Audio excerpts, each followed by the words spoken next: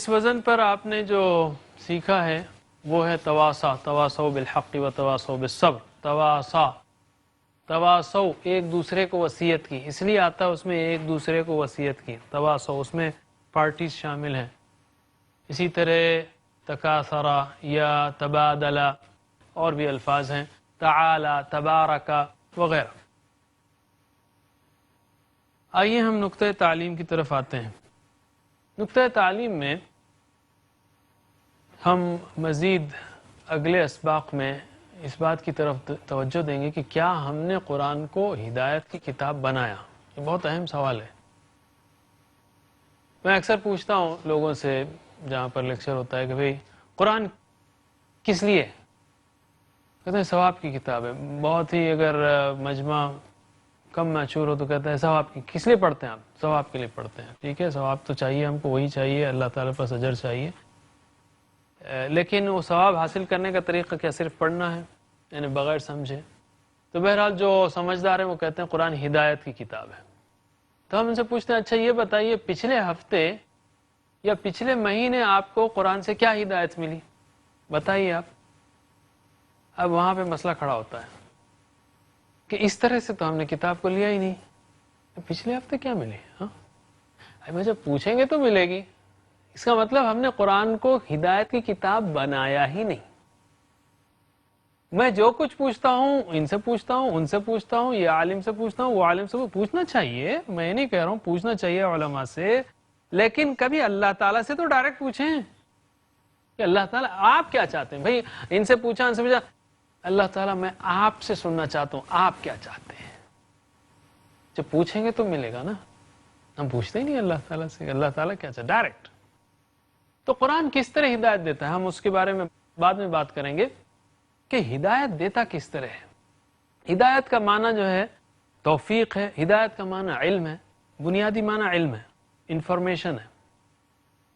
جیسے قرآن ھدی للناس ہے، عام انسانوں کے لیے، سارے انسانوں کے. لیکن توفیق کے معنوں میں صرف مومنین کے لیے ھدی للمتقین ہے. توفیق کے معنوں میں ان اللہ لا یہدی القوم الکافرین، لا یہدی القوم الظالمین. ان کو ہدایت نہیں دیتا، توفیق نہیں دیتا. علم دیا ہے، قرآن ان کے لیے بھی ہے، لیکن چونکہ انہوں نے انکار کیا تو توفیق نہیں ملے گی. تو ہدایت کے لیولز ہیں مختلف، لیکن اہم دو لیولز ہیں کہ علم کا لیول جس میں ھدی للناس ہے، قرآن سارے انسانوں کے لیے ہدایت ہے.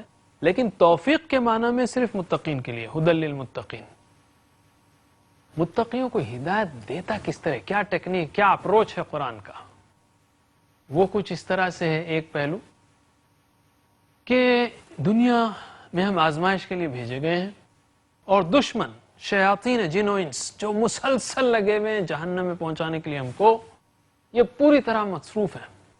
فتنے ہیں، مال، اولاد، سواریاں، پراپرٹیز، بیویاں یا بیویوں کے لیے شوہر، یہ سارے جو ہے فتنے ہیں ایک طرف. اور دوسری طرف نفس ہے جو شبہات و شہوات میں گھرا ہوا ہے، اور نفسانی کمزوریاں ہیں.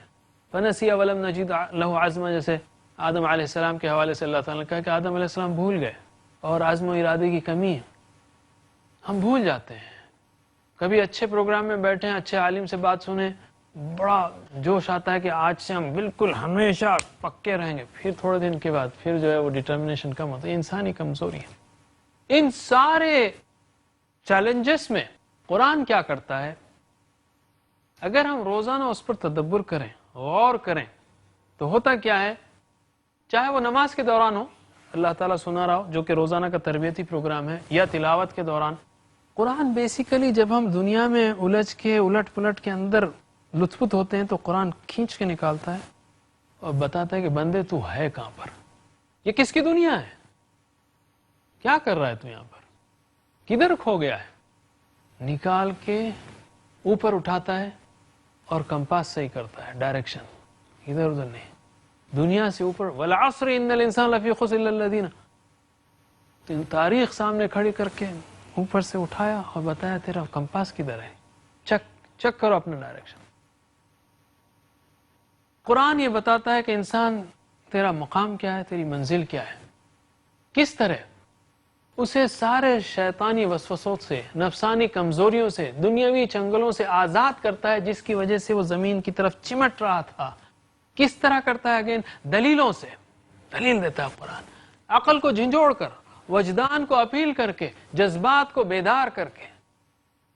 وہ دل و دماغ کو ایک بیلنسڈ فوڈ دیتا ہے، متوازن غذا فراہم کرتا ہے جو انسان کو ہدایت پر قائم رکھے، زمین و آسمان کی نشانیوں سے، خدا کے وجود سے مثالیں دے کر، قصے سنا کر، جنت کی خوشخبریاں دے کر، دوزخ کے عذاب سے ڈرا کر، پورے ڈائمنشنز یوز کرتا ہے قرآن، گائیڈ کرتا ہے، پریپیئر کرتا ہے، انبیاء کے مثالیں دے کر، ان کے متبعین کی مثالیں دے کر، ان کے نمونوں کو سامنے رکھ کر۔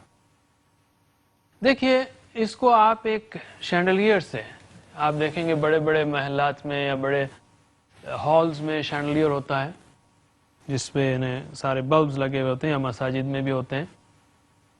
تو یوں سمجھیے کہ بیچ میں ہوں عبداللہ، اور عبداللہ کے ساتھ سارے کنیکشنز لگے ہوئے ہیں کہ ماں باپ ہیں، رشتہ دار ہیں، پڑوسی ہیں، ساری دنیا والے ہیں، خود اپنا نفس ہے، اور مین کنیکشن ہے وہ اللہ۔ جیسے قرآن کہتا ہے وَلَا تَكُونُوا كَالَّذِينَ نَسُوا اللَّهَ فَأَنسَاهُمْ أَنفُسَهُمْ، اگر اللہ کو بھول جاؤ گے تو اپنے آپ کو بھول جاؤ گے، یعنی اللہ کو بھول جاؤ گے تو یہ اگر کنیکشن کٹ جائے تو سارا شینڈلیئر پورا نیچے گر کے پاش پاش ہو جائے گا۔